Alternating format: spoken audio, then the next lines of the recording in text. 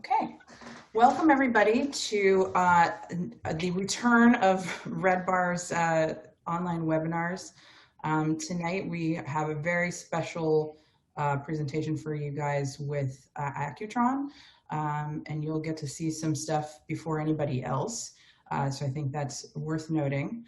I will go ahead and remind everybody again, you can please participate in the chat function if you want to chat amongst each other, and if you have any questions for us or for Michael, please put them in the Q&A function so that we'll be sure to see them and we can get those questions answered for you. And with that, I will kick it over to Adam Craniotes. Hold on a sec. I'm just literally responding to my good friend Lewis, aka Scoop, in the chat. And again, we will be responding to you guys in the chat, but if you have specific questions, as Kathleen said, you do have a Q&A button that you can click, and then therefore we can definitely get your answers there, get your questions answered. So welcome. It's hard for me to beat Kathleen's welcome. She's definitely better looking than I am, and that's an important factor in anything that we do. I also want to thank Michael Benavente for joining us tonight to share what is honestly something pretty special. I know people have strong opinions about Accutron and about this rebirth of the brand. And hopefully tonight we're going to be able to answer some of those questions that people have and tell you exactly why this is so important. Most people here, I think, are aware of Accutron, of where it stands in terms of the history of horology. It was 1953 in June when they filed the first patent for the Accutron movement. And what separated this from movements that came before? It was using a tuning fork, and it was entirely electric. It actually oscillated at a beat rate of 360 hertz. And you have to think about that in terms of what we had up to this point, which was 3 hertz, 4 hertz. So it was definitely a quantum leap forward in terms of accuracy and in terms of reliability. And something that was, again, entirely electric. So this was the future.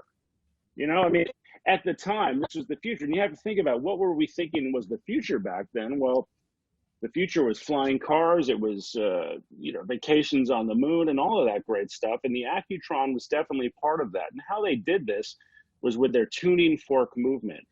And if we kind of fast forward to when they actually got it on the market, that was 1960. And interestingly enough, a lot of people might not be aware of this. The then president of Bulova, General Omar Bradley. So that actually happened. And he launched the first, it was October 10th in 1960. The watch that we've come to know and love, and I think what people think about when they think about the Accutron is the Space View. And what's interesting is that the Space View, which was a watch that allowed you to kind of look inside the workings of this revolutionary timepiece, this was not meant for general production. This was actually a piece that was meant to help sell the watch so that ADs, that, you know, authorized dealers could kind of show their customers, hey, look, this is what's going on underneath the hood. We want you to see how this watch actually works. And what happened is that people actually wanted that watch. They wanted the watch that showed you what the future was going to look like. And so here we are, fast forward 60 years later, and the brand is being revived and relaunched with yet another revolutionary movement, something that we haven't actually seen before. And so we're very fortunate to have with us Michael Benavente, who is running the whole shebang here in the States. And he's going to be able to kind of walk us through this and show us exactly why this watch is something that resonates in 2020. So with that said, I'm passing it off to you, Michael. And again, as always, it's a pleasure to see you. And it's a pleasure to have you back with us. Thank you, Kathleen and Adam. Adam, you did such a good job on the Accutron intro. I may not have much more to say. You covered a lot. All right, well then, folks, we're done. Let's drink. Let's start drinking. No, thank you very much to you, the entire crew, for allowing us, Accutron, to share our story with everyone. And Accutron has some crazy, crazy stories. It's a historic brand in so many ways, an American historic brand in so many ways, and we're going to touch upon some of those in the next moments. We're excited also to share our 60th anniversary with you all, and in the spirit of the RedBar crew, because obviously there's bar in the name of your organization, and certainly during the birth of 1960 for us, Accutron, during the Mad Men days, if you will, I propose that we have a toast. So I'm going to actually open our newest friend here, our Hudson Whiskey Accutron blend, which we just actually received directly from Hudson Whiskey. So I'm going to pour a little bit right now. And I'm going to just drop a little water in there because I like to mix a little bit of water. And I propose a toast to everyone's health and happiness and Accutron's 60th anniversary. So cheers to the RedBar crew. Cheers. And I have to apologize in advance. I did mean to purchase some of the booze so that I would have it. Unfortunately, I was not able to do so. So anybody who knows me from traditional RedBar evenings, it's a vodka soda. And everyone who knows me from traditional RedBar, I have plenty of whiskey on hand. Yes. Way to go, Kathleen. But seriously, look up the Hudson. We're definitely down with that. Yeah, I'll cover it a little bit in the presentation as well because it's one of our collaborations. We really spent a bit of time as we were getting ready to set this up in the last 3-4 years and preparing for the launch. And we wanted very authentic New York brands that had affiliation and authenticity with Accutron, and Hudson Whiskey just jumped out at us as a brand that we wanted to be associated with. But we'll talk about that more. Before we start, also, I need to mention that we are world premiering tonight for the RedBar crew. Our 60th anniversary limited edition timepiece has not been seen anywhere else before. We have not shown it in any presentations, and so we will be showing it tonight for the first time. Our anniversary, our official anniversary, when Omar Bradley actually launched the brand. Sometimes, brands don't have that definitive birth date, but in the case of Accutron, it's very documented when Omar Bradley launched the brand on 10/25/1960. And so on this 10/25, I also will have a surprise at the end of the presentation to announce, which is really fun and really exciting, and especially if you're in New York. See, if I start slurring my words, I have an excuse. Well, no, you don't have to worry about slurring here, Michael, because that's what we do. And honestly, I'm going to make more of a fool out of myself than anybody. Okay, well, the challenge is on. I also need to say I'm broadcasting, if you will, from the 29th floor of the Empire State Building. It is home to Accutron. New York has been the home to Accutron for 60 years. And so I'm really proud to be able to represent everyone who has worked very hard on this brand. It has been a team effort. It has been a labor of love, really, for a lot of folks who have been in and around the watch business for many years.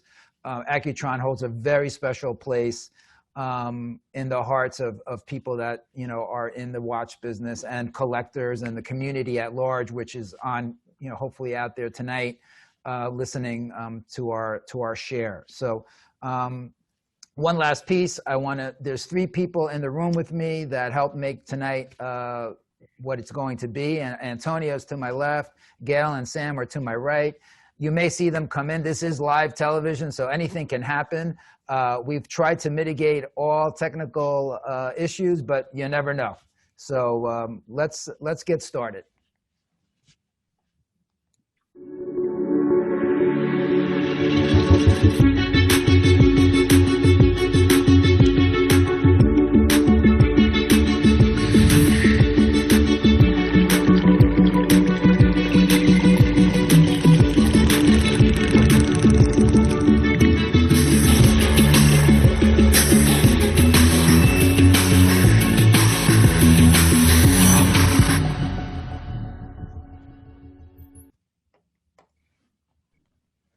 So that was our setup slide, just into the whole electrostatic movement. I'm going to get into that in a couple of slides. And I'm going to go quickly through some things so that we can spend some time on what I know everyone is super interested in.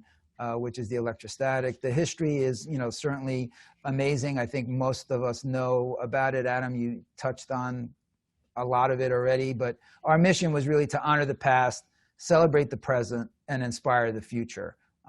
That's really our main mission. The brand has certainly an incredible history of innovation. In 1960, we really changed the way the world told time or measured time. Accutron actually stands for accuracy through electronics.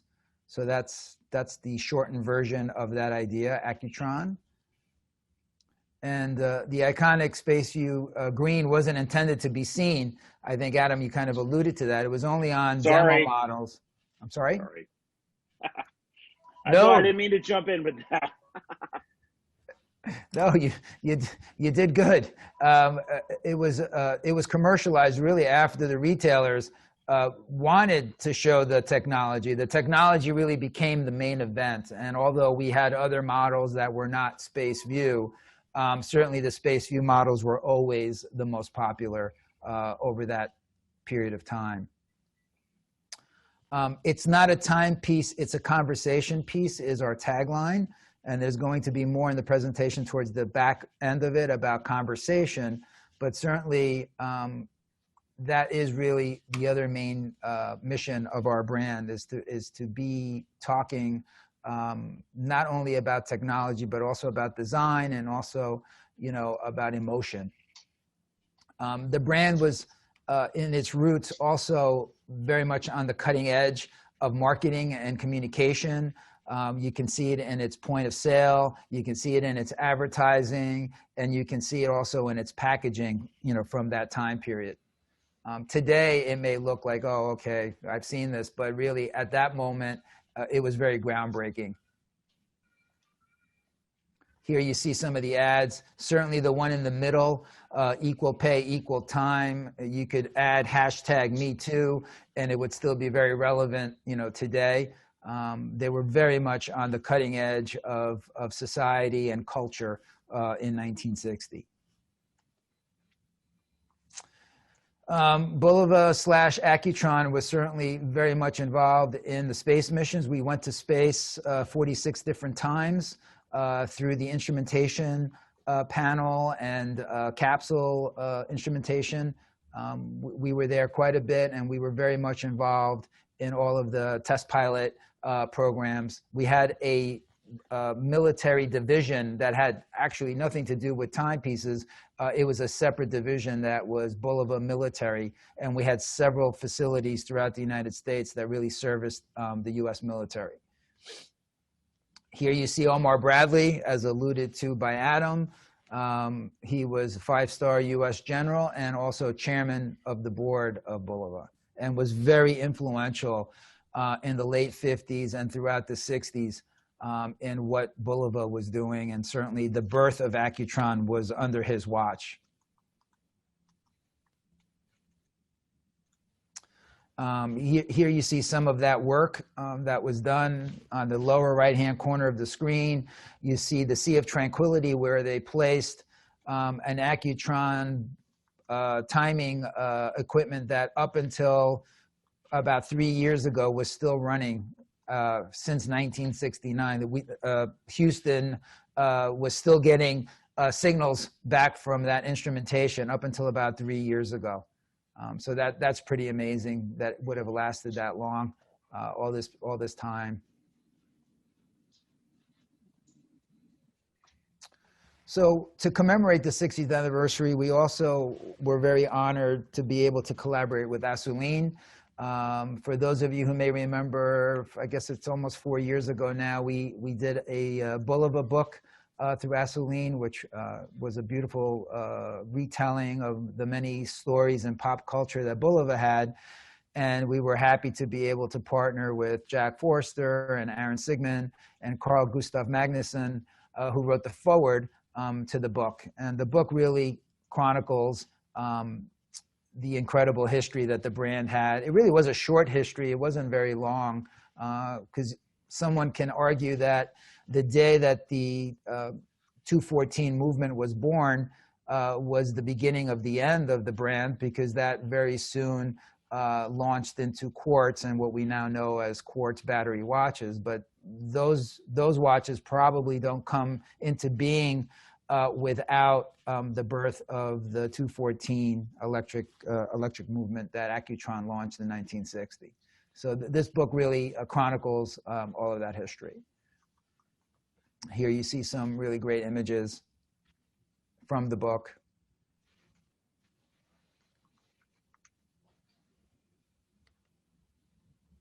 And so now that takes us to the electrostatic movement. I think I'm going to have a sip of whiskey to jump into this, Gail. Okay, that's good stuff, by the way. All right.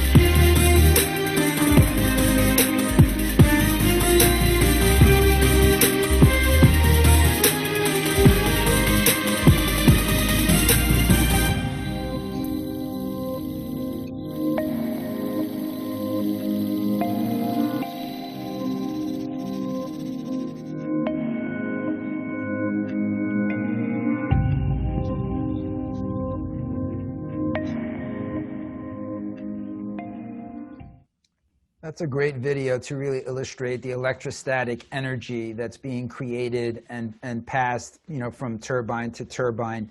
We're going to get into that a little bit more now. I'm going to go through these setup slides really quickly. And here it's, again, Accutron, accuracy through electronics. Accutron made a quantum leap with a breakthrough advance in timekeeping, the first in 300 years, with a hum that was heard around the world. I know many of the folks that are probably on our webcast today are really wishing for that tuning fork to come back, and we can talk about that in our presentation a bit. Today, on our 60th anniversary, Accutron is reborn and reinvented to recapture its legacy as the most important innovator in timekeeping history. So reinventing time is in our DNA, and this is an exploded picture of the electrostatic movement. So Accutron design and engineering team once again revolutionized time, creating Accutron all new proprietary next generation electrostatic energy movement. This impressive achievement, 10 years in the making, is at the heart of the Accutron SpaceView 2020 and our Accutron DNA timepieces. So reinventing time, getting into the movement a bit, and I know there are probably some questions and some comments that will come, but the way the movement works is there's two small turbine-like structures, which are the electrostatic generators. They're at the bottom of your screen, and they're marked there, and they rotate continuously in conjunction with the smooth motion of the second hand. An electrostatic motor uses the direct attraction and repulsion of positive and negative to form an electric charge. And then the electrostatic generators are powered by arm movement. So the more you move your arm, the more electrostatic energy is being created. So the current that is produced is stored in a capacitor. So there's a capacitor in the watch that stores all this energy and then is delivered to the electrostatic motor. The blades of the motor's rotor are alternatively attracted and repelled by the electrical charge of the stator, causing the rotor to turn. So that's why that one video that really showed, the electric current passing through is really quite descriptive. And really is a nice visual to help explain, how that works. The system drives the second hand in a smooth, sweeping motion reminiscent of the original Accutron. And the current is also delivered to a conventional stepper motor that drives the hour and minute hands. So both of the drive systems are controlled by a quartz timing package. So there's a lot of stuff going on here. Obviously, it was over 10 years in development. I know that there have been some comments, on the different blogs and different things that I read about price. But you can imagine, in order to develop and create a movement like this, there's a lot of manpower, and certainly 10 years is a long time. This is not an off-the-rack, off-the-shelf type movement. So that movement is housed in a couple of really cool-looking brand new watches. And so we have 7 styles, including the 2 limited edition series. We have what we call the Space View 2020, which is really very reminiscent of the original Space View. And then we have Accutron DNA. So I kind of think of that as son of Space View, but it has a lot of the genetic codes, yet it's a little bit younger maybe in feel, a little bit hipper in feel. And we're going to get into some of that. We also, at one point, will switch over to what we have here set up as Wolf Vision. And so Gail is going to actually show a real live presentation of the watches that we have here in the office. So the new Space View 2020, as shown here, this is the star attraction. This one is $3,450 retail. And it is in a stainless steel case, and I'm going to get into a few more details here. It's 43 millimeters diameter. I know diameter, millimeter size is always a question that's asked. Thickness is 15, almost 16 millimeters. It really sits, quite nicely on the wrist. It does not feel like a 43 millimeter. Does not have that really large watch feel to it. And this is shipping now as we speak, has been shipping for the last couple of weeks. We've been getting pretty regular shipments now in the last 2 weeks. So they are starting to make their way out to retail. We also made, in conjunction with Aceline, a limited edition set. And so this watch is a bit different. The dial is different. It comes with this Accutron green highlights in the dial. The diameter size is all the same. The strap is different. It also has the Accutron green stitching on the strap. And the watch is combined along with the book in that really beautiful presentation case that's on the screen. And we only made 300 pieces worldwide. I'm proud to say that actually they're pretty much all gone in terms of allocation. We've had very strong retailer acceptance and requests, and we've sold them all out pretty much. Although we haven't shipped them all, we've certainly gotten orders for all 300. So they will all be accounted for by the end of the year. So that's super exciting. That's just a clearer, more close-up shot of the watch itself.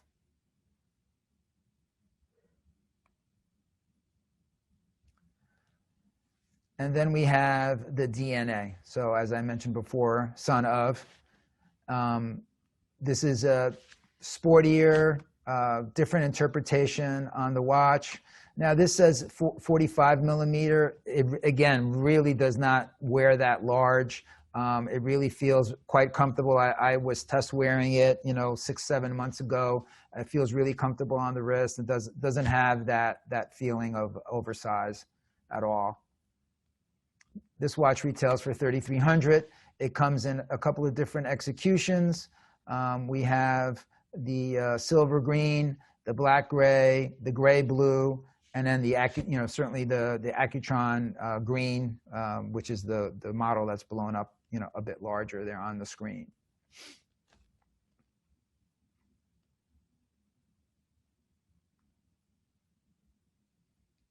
This gives you the overall assortment.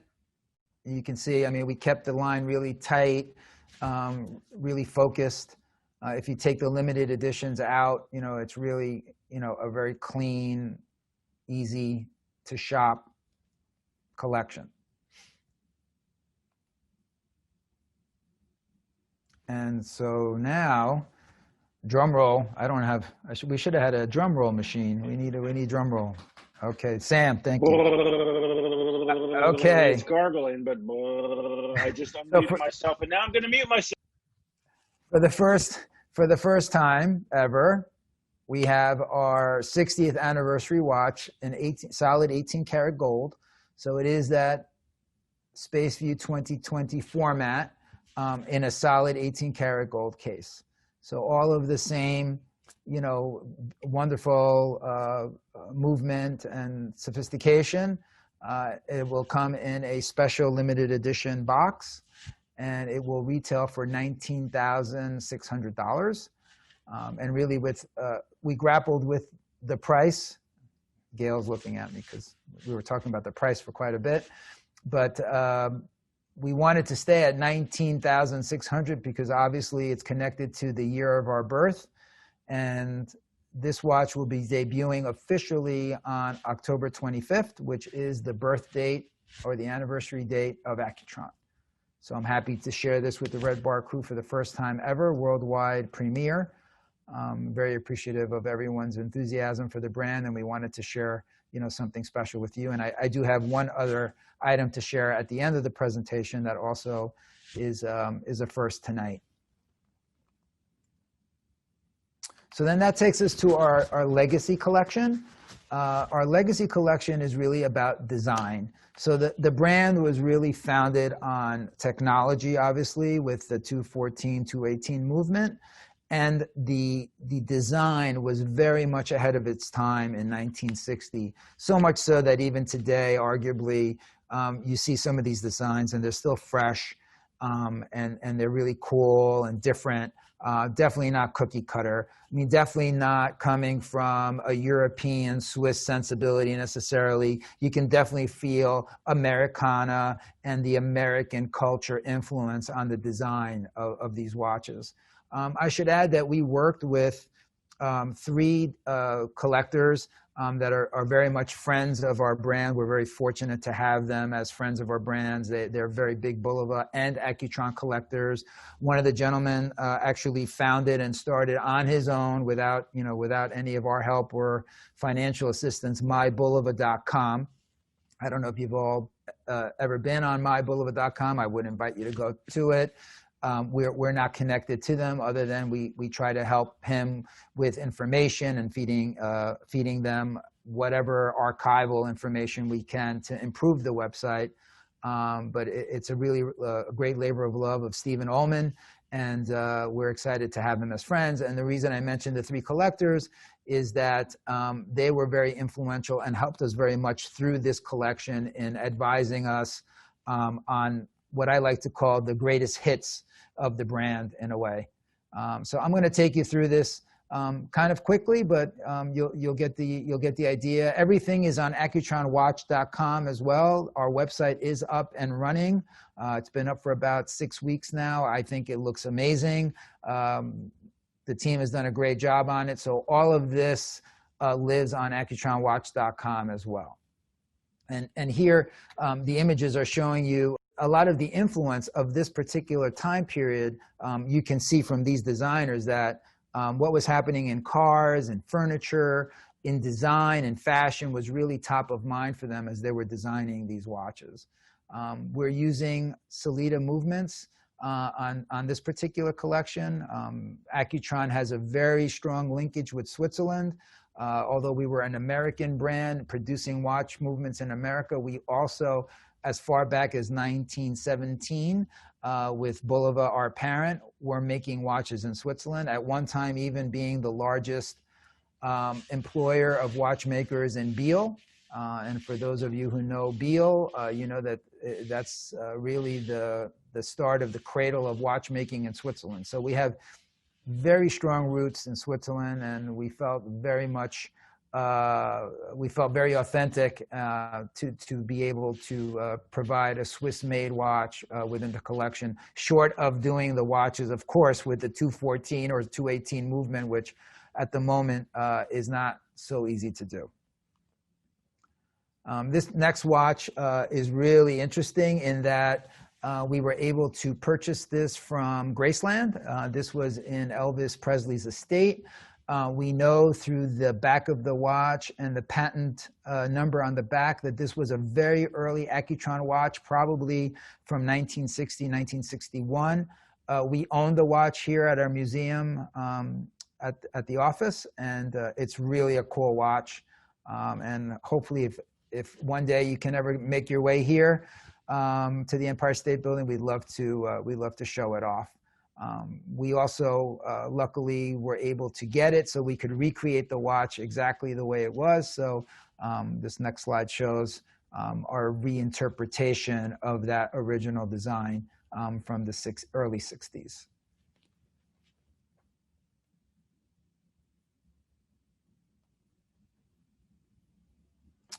This next watch has some really unique features. Again, the shape of the case is different. The cross-hatching detail on the case, just gives it a totally, different dimension. The crown at 4 o'clock, I'm sure many of you know, but the 218 movement, which was a descendant of the original 214, took the crown and put it at 4 o'clock. We were able to bring the crown out. Originally, it was on the back of the watch on the original 214 movement. The hatch was on the back in order for you to change the time. So the 218 movement really brought that out and put it on at 4 o'clock. So again, as an homage, to that time period and to those looks, we also put the crown at 4 o'clock. The watch here, as well as the tonneau shape to the left, both of them have been very, very popular initially already, and we sold some through of what we've put out there in the market, which is just hitting now as we speak. There also have been comments about the millimeter size. So we didn't supersize these. We kept these exactly original size. It's been a bit controversial. Some people are happy about it, and of course some people say, well, it would have been much nicer if they were larger and more true to today's size. But we felt if we were going to do this as a reintroduction of these really important designs, we wanted to keep them as they were. And the one advantage to them in not being supersized is that they really work as unisex. So we've had many ladies, certainly even within our office, that have been very excited about Gail's showing me her watches, actually. Where'd you get that? Gail already got one. Good for her. So that was part of the reason for trying to keep it the original size. We'll always have the opportunity to come back another day and do them in a different size, or take alternative models and do them in a different size. But as we were celebrating 60 years, that was our thinking.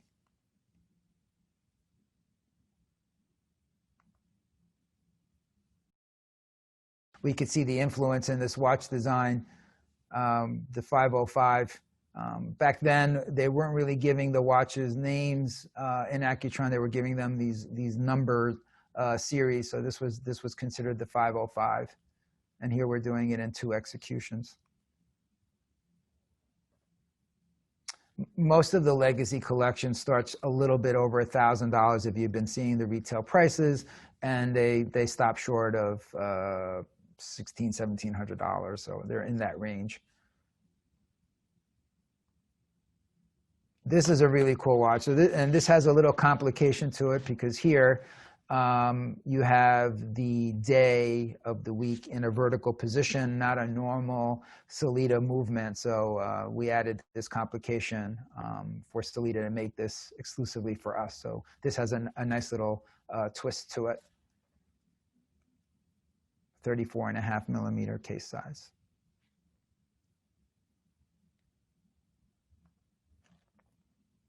A real classic here as well.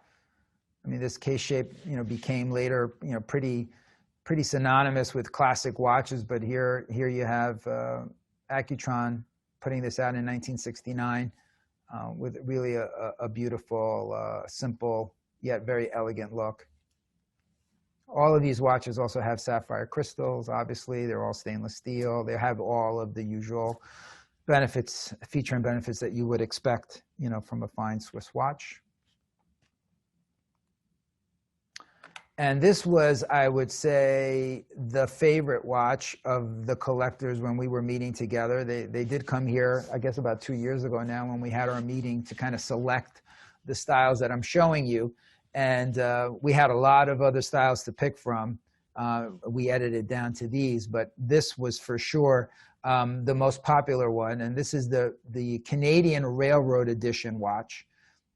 You see the US edition. So Accutron, because of its electronic movement, was sought after by both railroads to be the official, let's say, timekeeping unit at that time period for the US Railroad and the Canadian Railroad. The watch on the left with the 12 is the US Railroad, and the watch that we remade is the Canadian version, the Canadian Railroad. Super cool. And so again, easy to shop. It's not a very, you know, huge assortment. You have a lot of different styles, but the styles are very unique. So hopefully we have, you know, something that touches everyone's different taste level and desire. And then the packaging. So the packaging for all of the watches that are not limited edition are this beautiful box.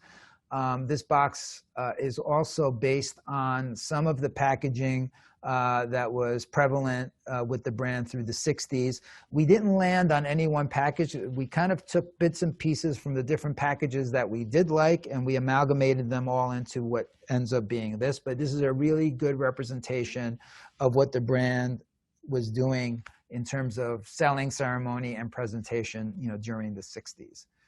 And so now Antonio's gonna switch us over to the Wolf Vision. And the lovely Gail is going to take you through seeing some of these watches just a little bit close up, not on a PowerPoint presentation, so you can see them actually working. Just so you guys are aware, all I'm seeing is a gray screen right now. Oh, that's not good. Hold on. That's important because we were all excited. We thought we were showing. I'm excited too, but it's there's something just like covering it up. So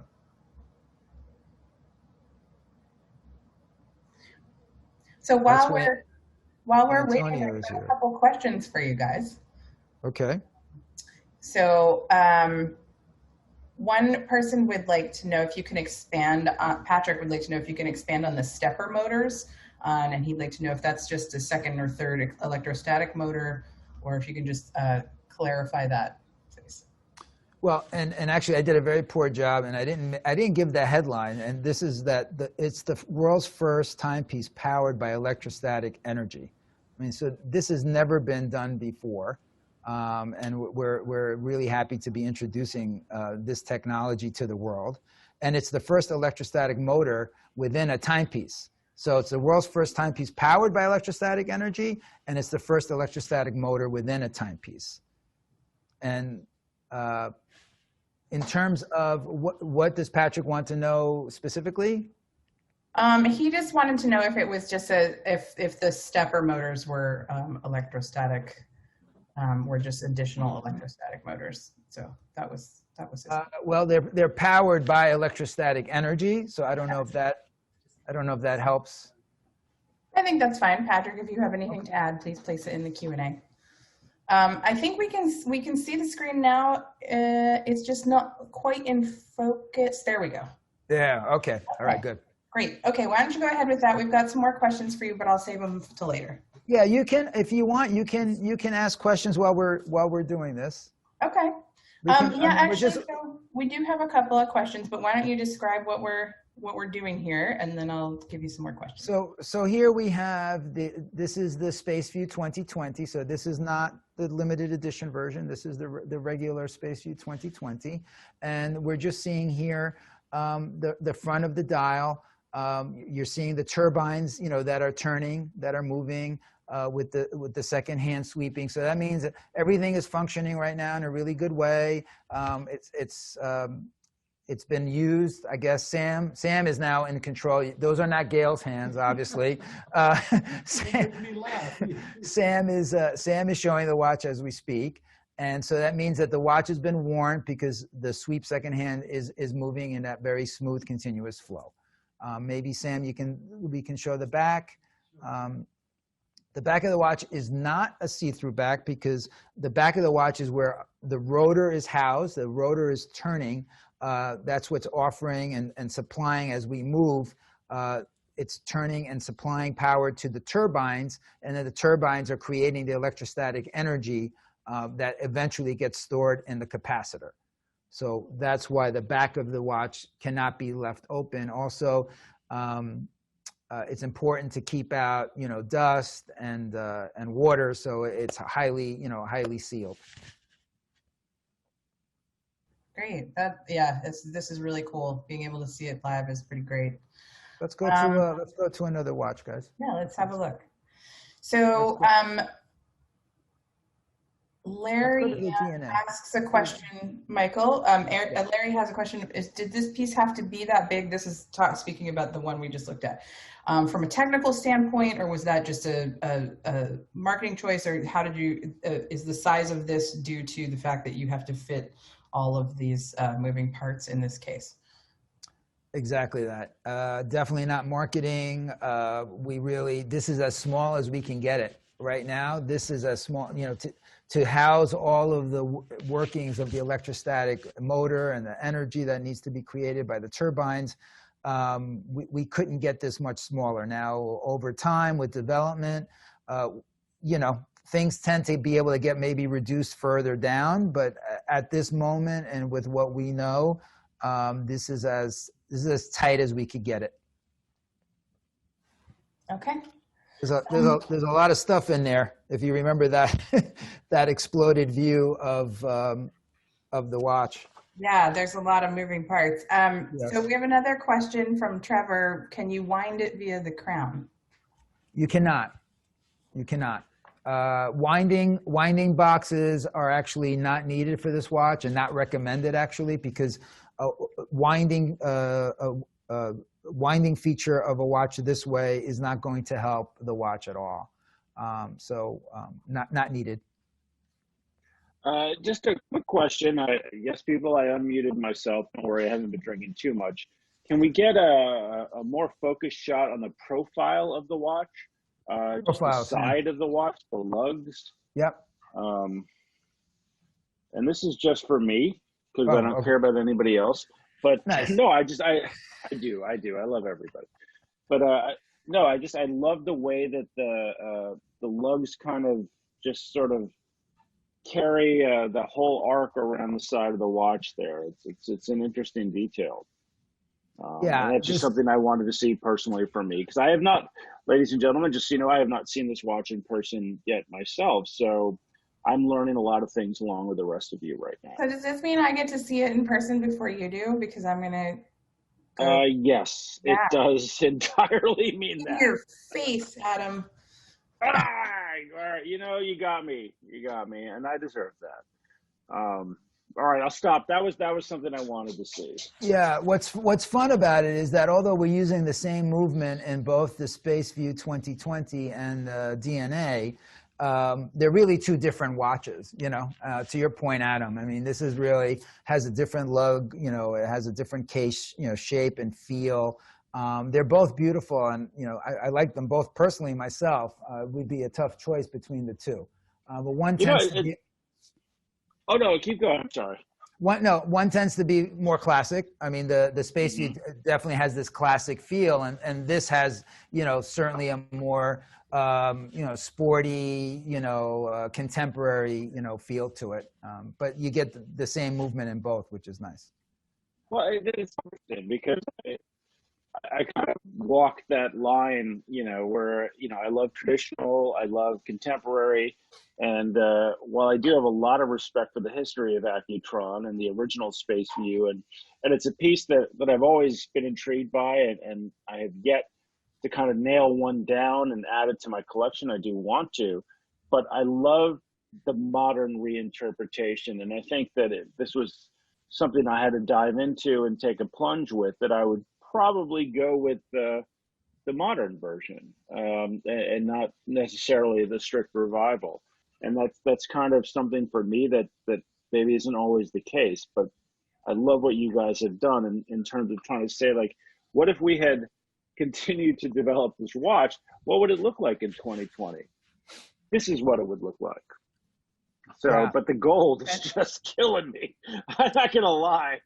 Yeah. So can you turn, Sam? Can you give them a profile and a back of this too? Because this is the gold watch. We literally just got this.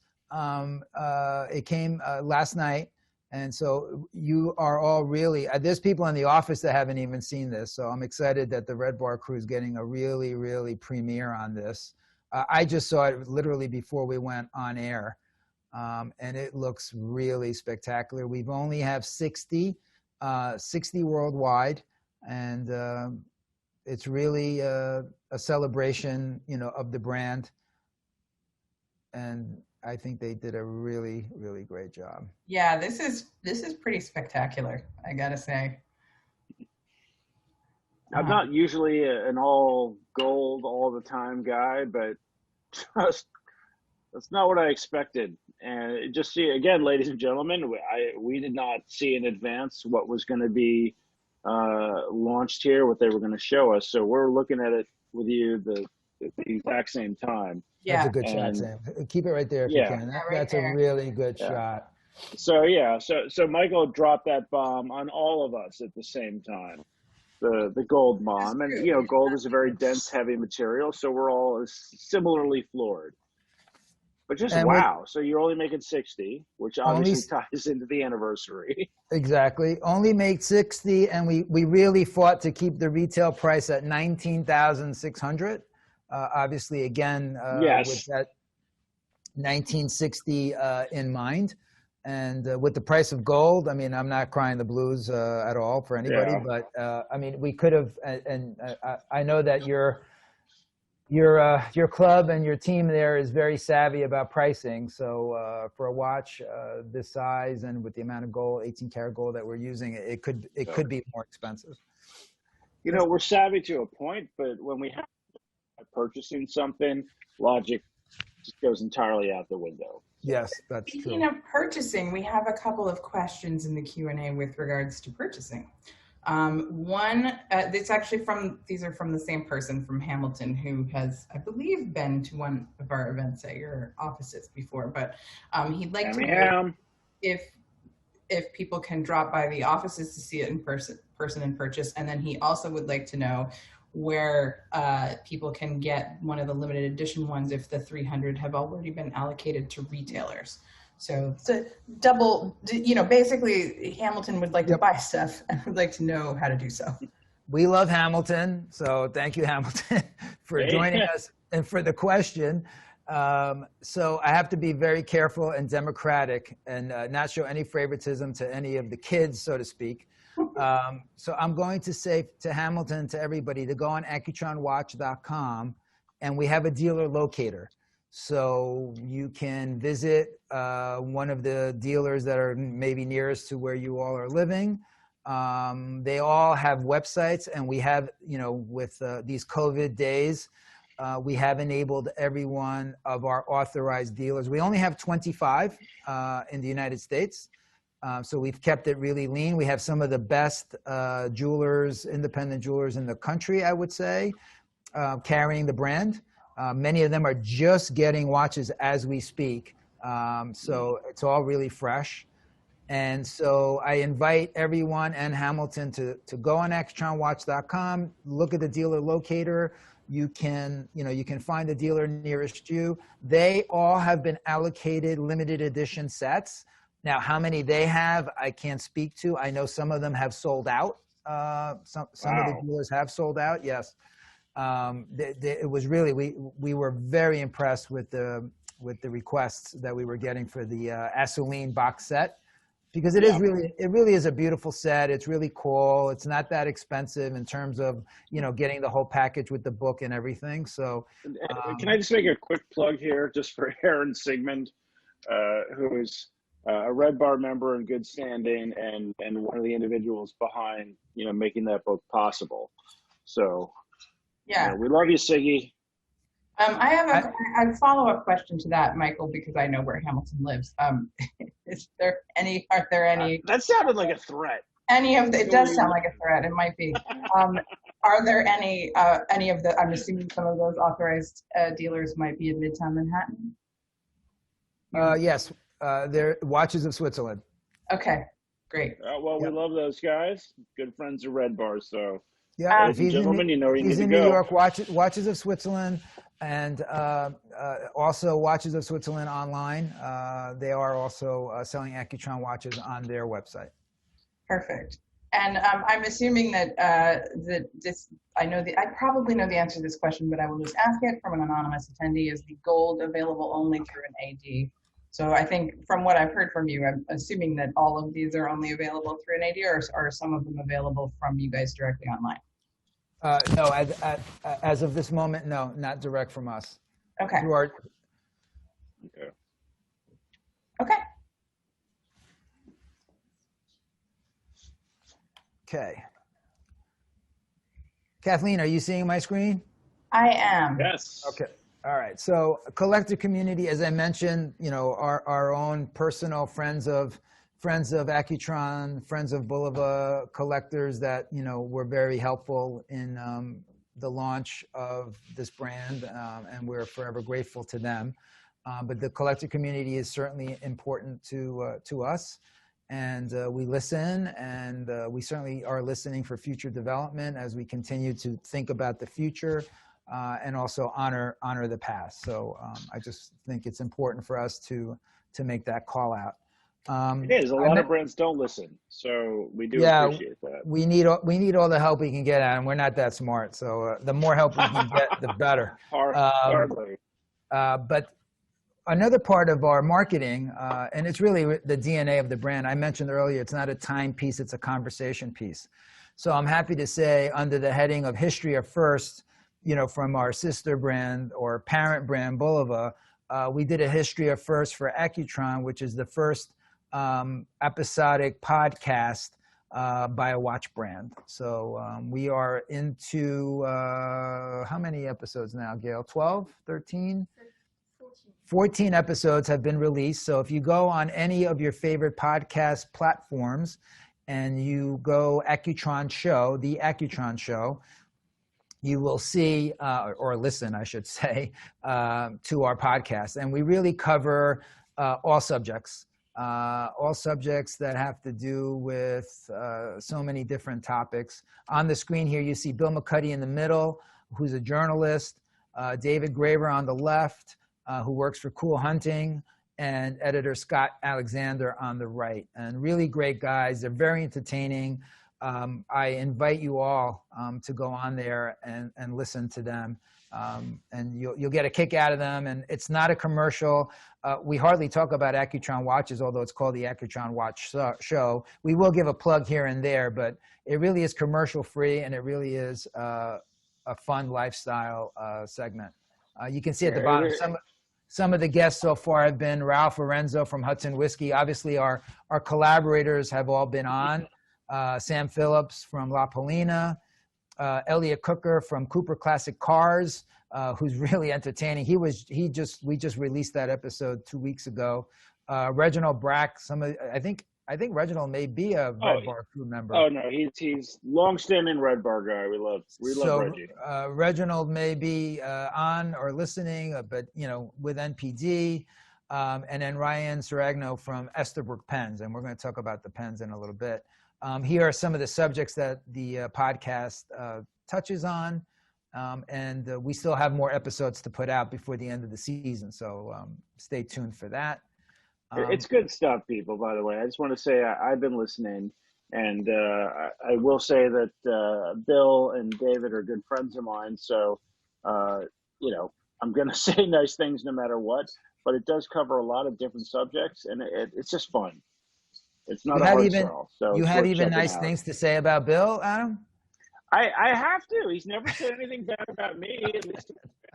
I know what he's behind the scenes. I know he hates me. No, But no, no, no. no. Those are- Bill's a great guy, and Dave's a great guy. Unfortunately, I don't know Alex, but you know, it is a fun podcast. People, it's something that you should add to your list if that's something that you're following. we're going to give you a little. We're going to give you a little sneak peek.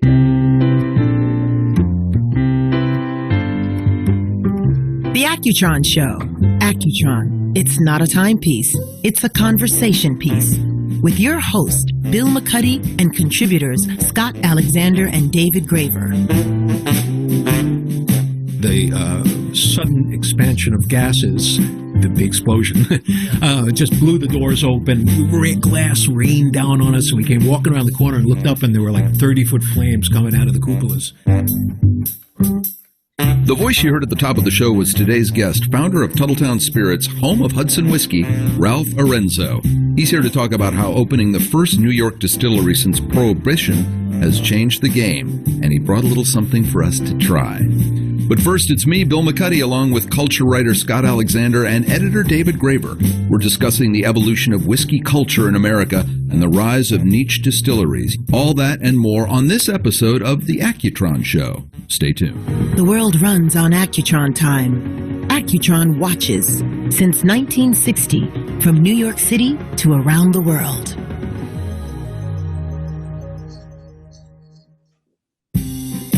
Welcome back to the Accutron Show. We are joined by Sam Phillips. He's the president of La Paulina Cigar. Sam, welcome to the podcast. Hey.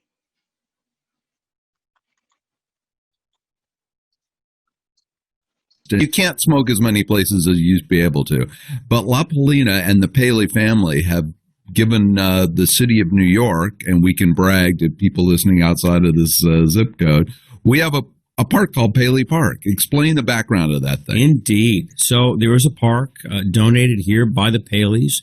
You have the Paley Center for the Arts here as well. And if you go down to the Carnegie Club and grab yourself a La Paulina, you can walk right down to the park. And I believe it is the only place that you can smoke in New York. So that's just a little taste. I wanted to give everybody a sample of what the podcast sounds like from the guys. And then so our brand collaborations, as I mentioned earlier, you just heard Sam Phillips, who's the gentleman on the right.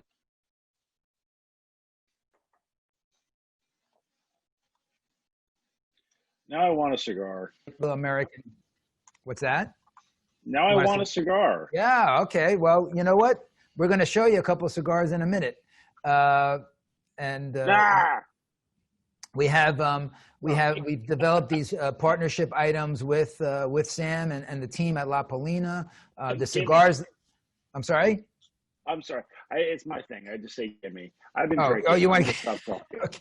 I'm going to stop talking now. All right. Okay. I'm muting myself before Kathleen sends me a mean text. I'm gonna send you a mean text anyway.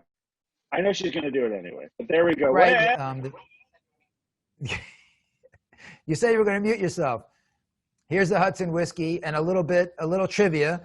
You see the original Hudson whiskey bottle on the screen, and behind me you've seen the new, actually also breaking news, as this is the new redesign of the bottle and the label, and our Hudson whiskey Accutron 60th anniversary rye, which was a special blend done exclusively for us.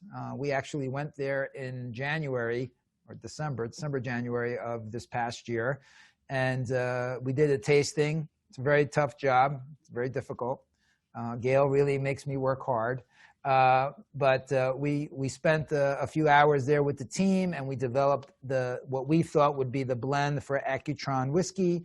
And we did this rye because rye is a very New York, Manhattans are made with rye. So we felt that was important as well. So we ended up with this rye, and the guys are great, and Hudson whiskey is fantastic. And our idea was originally to use this for events. Of course, COVID has put a damper on that, but we're going to figure out some other alternatives and use our whiskey that we just received. It was just bottled and received this week. And I'm excited to try it because I have the original Hudson rye here. not the new Accutron blend. So. Yeah, so it'll be good, Kathleen. I look forward to tasting it with you soon. We just got the bottle, so let's figure out a time when we can get that done. I'd like to get your review on the whiskey. I mean, I can see your office from my apartment, so I can come over there anytime. All right. Okay, we just have to get you on the guest list because they're really tough right now with visiting here. I think Hamilton may have asked about visiting. Unfortunately, we have a lot of strict rules these days about visiting. Otherwise, I would have said, please, if you're around, just let us know. We'd get you a guest pass to come up. But right now, we're only allowed 40 people in the office, which is less than half what we normally would have. So. When things get better, I definitely would love to have people visit. And the last collaboration is Esterbrook. Esterbrook Pens was infamous for many decades in the United States. It was a U.S. company. It was based in Camden, New Jersey. At its height, it was producing 216 million different pens. Presidents like Abe Lincoln and Kennedy, they used Esterbrook pens, so they have a really rich history in American pen. Unfortunately, like a lot of great American brands, they took a hiatus for a long time, and then recently were purchased and brought back. And the new team is really working hard at keeping the legacy and the bones of the original company again. So Esterbrook really a fun brand. And we're going to show you some of these items right now, up close and personal, like we did before with the Wolf Vision. We have one more picture of the pen. So there you see our Accutron green pen. We have a ballpoint and a fountain. Antonia is going to switch us over to the Wolf. I also am seeing this for the first time, and I love those. I'm a pen collector also. So. Oh, perfect. Cool. And cool. So the pens are being sold at retail. So okay. we are selling the pens at retail. So all of those same stores that are on AccutronWatch.com in terms of dealers will also have the pens available to them. That's pretty cool. Right now, I'm not a huge pen guy, but I am a cigar guy, so that's going to happen. So I'm a cigar guy. Is going to happen. I'm a cigar guy like you, Adam, and I have to say we've smoked cigars before, as a matter of fact. Yes. So Sammy and his team down at La Polina, they worked on the case. That cutter is beautiful. I mean, if you could feel, I know it's gorgeous. It's a really nice cutter. But the cigars themselves he worked with us on the blend, so it's a specific Accutron blend cigar, and it really came out yummy. Really nice smoke. It was really meant also for people who maybe are not avid smokers, so it's not going to kick your ass, so to speak. It's going to be, you know, really nice smoke. It's mild. It's approachable. Really, really great. It actually is one of my favorite cigars as of late to smoke. So you sold me, so we'll talk. It says La Polina on the label there, and it is a specific Accutron blend, very much like the whiskey is as well. So none of this was off the rack. We really worked closely with our partners to come up with these blends in which we felt were reminiscent of what our brand represents. Don't cut your fingers, Sam. Be careful. Yeah. Don't stick. No! No! No! This is live television. So, Sam, are you okay? Yeah, please don't injure yourself. For all the guys, it really all in the line of duty. All in. Okay, so here's the pen, Kathleen. So a really nice pen. Has a really nice feel to it. Actually, our legal counsel in the office, Seth, is a huge pen collector. So we actually gave him this project, and Seth worked closely with Gail and Esterbrook to come up with the pen design. There's a lot. Show the cap has the tuning fork logo on the cap, Gail. There you go. Nice little details. Wow. Yep, subtle details. And that's where God lives. We don't have we don't have the gold version yet. We don't have the gold, right? So there's a gold version coming also to go along with the gold 60th anniversary watch. So right now you're looking at the Accutron green versions that has both a ballpoint, and then there's the fountain. The fountain came out really nice with a gold nib. We spent quite a bit of time trying to get the details right. It's beautiful. That's really great. But as is being pointed out in the chat, I'm a Philistine, so I have no idea how to refill or handle a proper fountain pen. So I'll be getting a ballpoint, just so everybody knows. I never used the fountain pen really, because I'm not a pen collector either, but I did start using the fountain pen, this one, and it really is, it's quite nice. I mean, it really writes smoothly. Yeah. I was impressed. I was always worried. Kathleen, going to have to help me, I think. Well, I might have to have both, but I'm just going to point out to Adam that it's not a ballpoint, it's a roller ball. So. Oh, see, you can't. Yeah, this cheap thing. I don't know if you can. This cheap thing is a ballpoint. That's what I'm the roller ball. That's where I'm at. I'm steak and potatoes. Not to be confused with this. Yeah. Okay. It's a beautiful nib. See. So I'm almost done with my presentation, but I have the one last fun breaking news that we received today, and that is that on Sunday, 10/25, the Empire State Building will be lit in Accutron green for the celebration of our 60th anniversary. So we couldn't be prouder, not only as being tenants here at the Empire State Building, not only as being in New York for 60 years uninterrupted, but also now to have the building in Accutron green for the evening to really celebrate and commemorate that. And Kathleen's going to take nice pictures for us from her rooftop. Hopefully it'll be a clear evening so that we can get a good shot of that. That's amazing, by the way. And I know it took a little work there, but I can't wait. I will be out there taking a peek too, but I don't have the view that Kathleen has. So everybody's invited to Kathleen's place. Yes. On Sunday evening. We're all going to Kathleen's rooftop. Everyone's Sunday. invited to Kathleen's rooftop. We're so excited. It's a BYOB though, so you bring a little BYOY. I'll bring this. I'll bring this, Kathleen. All right. I will be posting in the chat Kathleen's address, so we're all good. No. Sorry. But that's amazing. I think this is going to be really cool, and I do hope it'll be a clear night on Sunday so that I can get some good shots. But I have panoramic views of the skyline from my place and really good view of the Empire State. So I'm hoping for a clear night.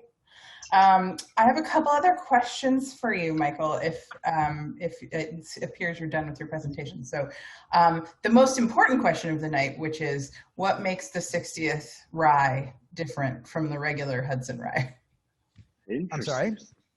What makes the special edition of the rye? Oh, okay. So what we did was we worked with David Powell. David Powell is their brand ambassador who represents Hudson Whiskey. When we went up to Tuttletown Distillery, we had several different whiskeys that they were aging, and we were able to go through the different whiskeys that would be available to age for the next 6 or 7 months. Some of them all being ryes, but different aging techniques that they use at Hudson Whiskey. So we landed on this one, but there were others to choose from. Okay, great. So there's a couple of other questions. I just want to clarify, I know you touched on this a little bit about all of these pieces and when they will be available for purchase. So some of them are already, out there in the world being purchased by people. Of the ones that are not available yet. When are they going to be available? Everything is shipping as we speak. I would say that everything but the gold watch, the anniversary watch will not be in until mid-November. Everything else is in transit. So if it's not in the store today, it's just a matter of days or a week or two before it gets in. So it's been in stages. We have not shipped everything all at once. So it just depends on the account and what stage of shipment that account is in, because in this particular case, we opened all 25 accounts at the same time, literally. So we're shipping all these 25 accounts at the same time. But we didn't always have enough inventory coming in for all of them to be able to get the inventory all at once, if that makes any sense. So yeah. we kind of had to stagger it and stage it through.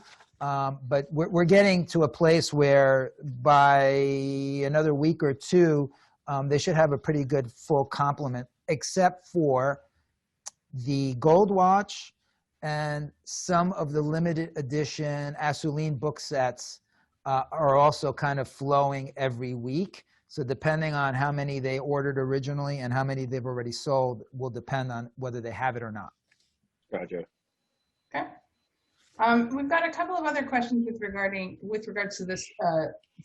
One in particular about the space view, which is Lewis, who says that it's a stunning piece and it's a conversation starter for sure. How did you get to the price point for that, and who is the target buyer for this watch? For the Legacy? Yeah. So the Legacy watches were really about honoring the past in terms of design. So we had the technology in terms of the electrostatic, and we knew we had something special and fresh and a totally new technology. But Accutron was so important in terms of its history and design that the reason the Legacy watches were let's say redesigned for today was to really bring a whole new generation of people, to designs that maybe they would never see again unless we, reintroduce these ideas, this idea of design. So we also knew we didn't have the 214 movement, 218 movement. We didn't have the tuning fork movement. So in lack of that, so to speak, our other go-to is always Switzerland, because the brand has a very strong history and connection to Switzerland. So that's why those watches are Swiss made. In a perfect world, they would be a tuning fork movement.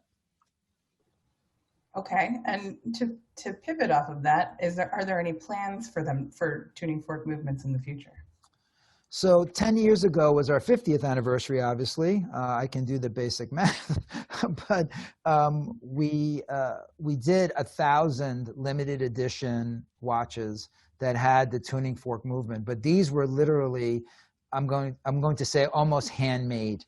They were not commercially viable. They were very difficult to make.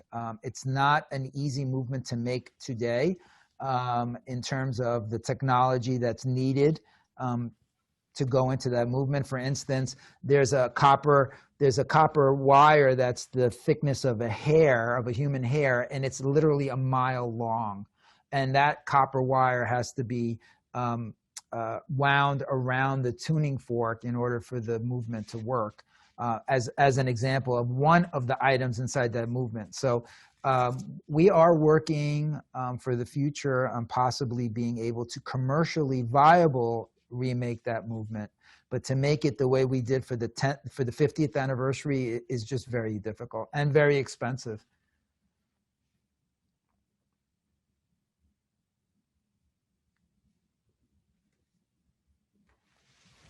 I am muted. Adam, do you have any other questions that you would like? No questions. We do have one individual who was asking, is the crown green? It apparently looks like it is, but they wanted some confirmation on that point. And then when is Watches of Switzerland getting their shipment? It's on its way. It's on its way as we speak. So on the DNA, to answer the question, I'm sorry, the wolf, I don't want to switch over to the wolf again, but can you see that? No. No. We're going to switch over to the wolf. Okay. Hold on. It's not. Yeah, the DNA has the green on the crown. There's an insert. Okay. We're going to see it now. We're going to see it now. It's coming. Can you see our screen? Thank you, Michael. Just seeing white. There it is. Yeah. And yes. Okay. So show, and then we'll show also. also it is definitively green. the space view, Yeah. which is not. So the space view is more classic in nature. So you have the tuning fork, you have a relief, tuning fork on the crown. Well, it's interesting to note the originals didn't have a crown; they were set from behind. The 214, the 214 had the hatch on the back.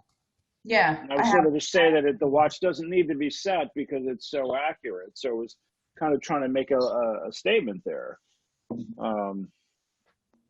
I prefer a crown. I'm going to be that guy. Oh, and somebody is now asking where to obtain the Accutron La Palina. It's apparently not on the website. Oh, and Kathleen's about to answer that question live. What's that? No, I'm just marking it.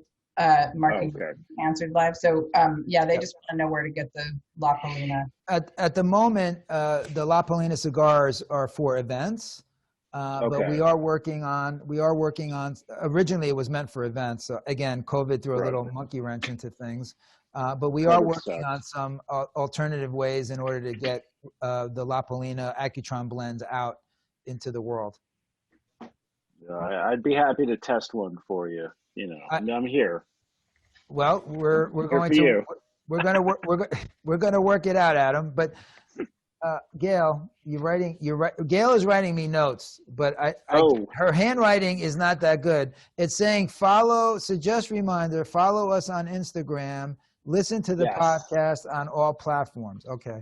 Had something else. You wrote something else. That's true. Is there anything else you want me to tell the nice people at the RedBar crew, Gail? We're not that nice. I mean, we are. Nice. On where? On Instagram? Kathleen's nice. Gail is telling me also that there'll be a sweepstakes starting tomorrow on Instagram. That's important. Right, well, you should have made a slide for that, Gail. Huge. I mean, people. I'm shutting up. I'm sorry. I'm muting myself again. Accutron Instagram. Yeah, for a book and a rollerball. So for a pen, a rollerball pen, and a book, there's a sweepstakes on Instagram starting tomorrow. So please enter for that. She gave me those 2 commercials. Good job, Gail. Thank you. Antonio, you have anything to say? No. No. Okay. Antonio's good. Sam, you okay? I'm good. All right. Yeah, I see that. So if you follow Accutron Watch on Instagram, there's information on how to enter to win. I got the press release earlier today. So, but yeah, I think that it's that's cool. I mean, you could win some of these things that you've seen tonight, folks. I think that's all we have. We've gotten through, pretty much all of the questions, and we want to say thank you. We've got a lot of comments in the chat, thanking you guys for an informative presentation. We appreciate you giving us a sneak peek at all of the new stuff that's not going to be shown to other people until Sunday. So thank you so much, and we appreciate your time and your presentation. We look forward to getting our hands on some of these pieces. So hold on, Kathleen. Gail's telling me something else. Oh, more stuff. Okay. Maybe there's more stuff given. Maybe Gail's giving away more stuff. Hold on. All right. Well, we're definitely down for that. And oh, yes. Gail is like the commercial. She's also telling me that the Assuline book certainly is available on our website. So if anybody's interested in the book, I know Assuline sold out.